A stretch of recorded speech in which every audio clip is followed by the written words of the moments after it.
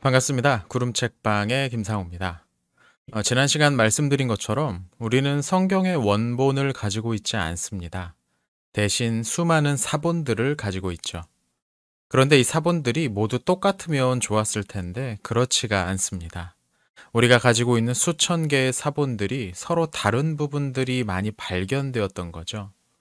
지난 영상에서는 그런 차이들이 발생할 수 있는 이유에 대해서 몇 가지 설명을 드렸습니다. 사람이 손으로 직접 옮겨 쓰는 과정에서 부주의로 실수가 발생할 수도 있고, 서로 다른 대본들을 비교하는 과정에서 잘못 판단을 내릴 수도 있습니다. 그러면 이렇게 서로 다른 부분들이 존재하는 사본들만 잔뜩 있으면 우리는 성경의 원래 내용을 알 수 없는 것 아니냐는 생각을 하실지도 모르겠습니다. 이런 생각은 일부는 맞고 일부는 틀립니다. 우선 우리가 성경의 완전한 원본을 지니고 있지 않기 때문에 내가 성경의 완벽한 내용을 복원해 가지고 있다고 말할 수 있는 사람은 없습니다.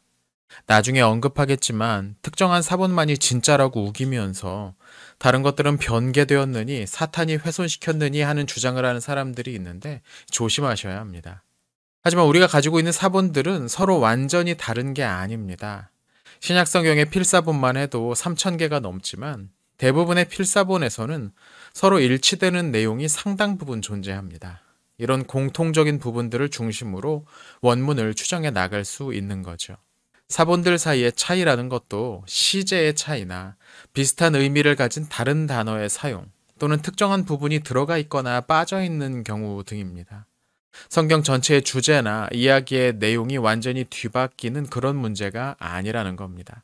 그러니까 사본들 사이에 차이가 일부 있다고 해서 우리의 신앙이 흔들릴 만한 그런 문제는 발생하지 않습니다.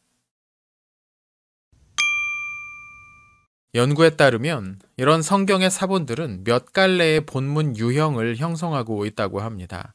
일종의 사본들로 이루어진 가족들이라고 할 수 있죠. 사본에도 족보가 있다는 말입니다.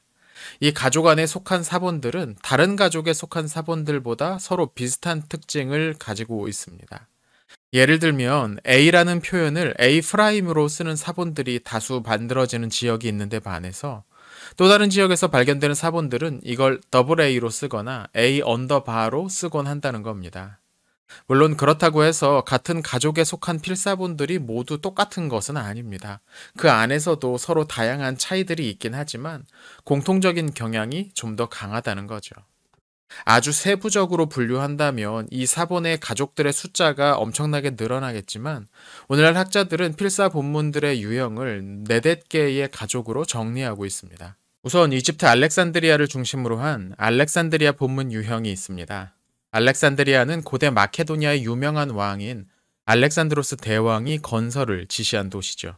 나일강 삼각주 서쪽에 건설된 이 항구 도시는 이후 알렉산드로스의 부하 장수인 프톨레마이오스가 세운 이집트 왕조의 수도가 됩니다. 이와 관련된 내용은 구름책방의 연대기 시리즈인 신구약 중간사 연대기를 참고하시면 좋겠습니다. 이 시기를 전후해서 많은 그리스인들이 이주하면서 이 도시는 국제적인 성격을 갖게 됩니다. 피지배민들은 이집트인들이었지만 지배층은 그리스인이라는 이중적인 계층을 형성하면서요. 오래전부터 이집트는 유대인들에게도 일종의 피난처가 되어 왔었는데요. 구약 성경의 그리스어 번역인 70인역이 나온 것도 이집트였습니다. 이런 경향은 기독교가 출현한 이후에도 마찬가지였습니다. 초기 기독교인들은 대부분 유대인들이었고 많은 수의 유대인 기독교인들이 예루살렘을 비롯한 유대 지역보다는 자유로운 이집트에서 신앙생활을 했습니다. 이 과정에서 자연스럽게 성경을 필사하는 횟수도 늘어났겠죠.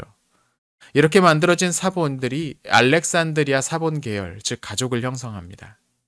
최근에는 고대 알렉산드리아 본문 유형과 후기 알렉산드리아 본문 유형을 구분하기도 합니다. 그리고 여기에 고대라는 수식어가 붙어있는 데서도 알 수 있지만 알렉산드리아 본문 유형은 다른 계열들보다 더 오래된 본문 유형으로 여겨집니다. 지난 시간에 말씀드렸지만 이건 아주 유리한 정황이죠. 나중에 나온 것보다 먼저 나온 것이 필사에서의 오류가 적을 수 있으니까요. 물론 이건 절대적인 기준은 아닙니다. 두 번째는 비잔틴 본문 유형입니다. 비잔틴이란 말은 비잔틴 제국에서 왔죠. 비잔틴 제국은 동로마 제국을 가리킵니다. 오랫동안 지중해 중심의 세계를 지배해온 로마 제국은 3세기경이 되면 북쪽에서 침입해온 게르만족 계열의 이민족들에 의해 큰 위기를 맞습니다. 4세기 후반 테오도시우스 1세의 황제는 죽으면서 아예 자신의 두 아들을 동과 서의 황제로 세웠습니다.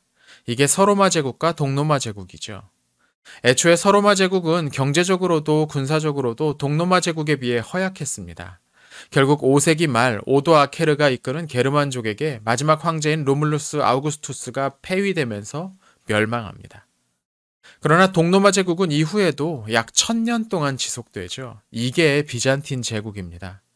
전성기에는 지중해 동부는 물론 중부까지도 지배했지만 주로 지중해 동부, 그것도 그리스와 오늘날 이스탄불이라고 불리는 콘스탄티노폴리스 인근 지역을 중심으로 세력을 유지했습니다.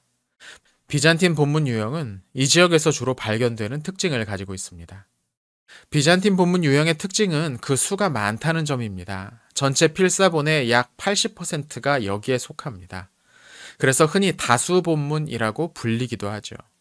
동로마 제국이 16세기까지 존재하면서 그리스어로 쓰인 성경 필사본들이 계속 생산되기에 유리한 상황이었기 때문입니다. 이에 비해 앞서 말한 알렉산드리아와 그 인근 지역은 일찌감치 이슬람 세력의 지배 아래 들어가면서 성경 필사본 제작이 쉽지 않았죠. 사본의 수가 많다는 것도 대단히 유리한 정황입니다. 쉽게 말하면 어떤 사건에 대해 서로 다른 증언을 하는 사람들이 동시에 존재한다면 7명이 하는 말과 3명이 하는 말 중 어떤 쪽으로 판결을 내릴까요? 물론 이 기준도 절대적인 것은 아니지만 말입니다. 아무튼 이 때문에 어떤 사람들은 이 다수 사본, 즉 비잔틴 본문 유형이 원문에 가깝다고 생각하기도 합니다. 세 번째는 서방 본문 유형입니다. 이름에서도 알 수 있듯 로마를 중심으로 한 서유럽에서 많이 발견된 필사본들을 가리킵니다. 다만 오늘날에는 이 필사본들이 꼭 서방에서 작성된 것은 아니라는 의견이 지배적이긴 합니다. 서방 본문 유형과 관련해서 중요한 인물은 베자입니다. 베자는 종교개혁자 칼뱅의 제자이자 후계자였죠. 종교개혁자들은 성경의 원래 내용과 뜻에 많은 관심을 보였습니다. 가톨릭 교회가 이것을 왜곡시켰다는 판단 때문이었죠. 당시에는 르네상스가 한참 진행 중이었고 르네상스의 중요한 흐름 중 하나는 고대 그리스어로 된 작품들의 연구였습니다. 이전까지는 서방의 학자들 중에서도 그리스어를 제대로 구사하는 사람이 많지 않았습니다. 하지만 이 시기 그리스어에 대한 관심이 크게 일어났고 이런 분위기에서 성경의 여러 사본들도 연구되기 시작했죠. 베자는 여러 성경 사본들을 수집했습니다. 나중에 자신이 수집한 필사본을 케임브리지에 기증하는데요. 그가 기증했던 성경은 그리스어 본문과 라틴어 번역을 함께 담은 대조 성경이었는데요. 그중 그리스어 부분을 베자 사본이라고 부릅니다. 서방 본문의 중요한 한 축이죠. 또 고대 라틴어로 번역된 사본들도 여기에 속합니다. 네 번째는 가이사랴 본문 유형입니다. 20세기 초에 비로소 가족으로 묶여진 유형인데요. 가이사랴는 팔레스타인에 세워진 항구 도시였습니다.